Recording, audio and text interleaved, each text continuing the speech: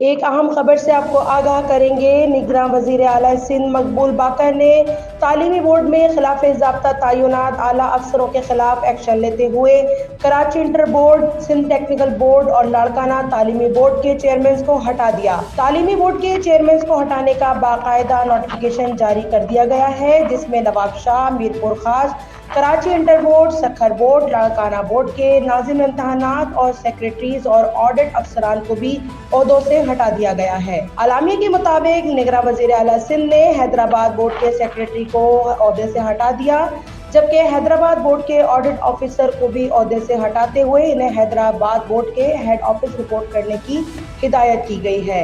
نگراں وزیر اعلیٰ سندھ نے board of secondary education Karachi کے ناظم امتحانات خالد احسان کو عہدے سے ہٹا کر ان کی اصل پوسٹ ڈپٹی کنٹرولر کے عہدے پر رپورٹ کرنے کی ہدایت کی ہے۔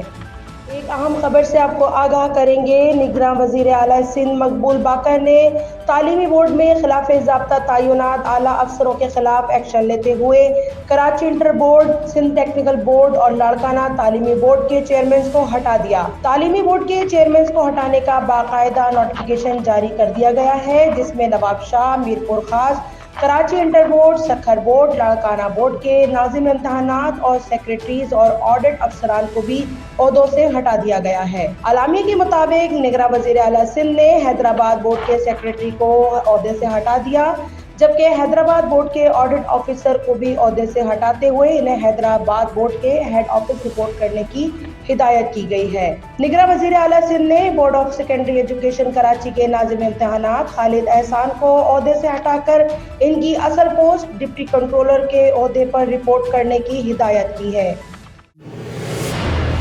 جیو سچ کے سنگ۔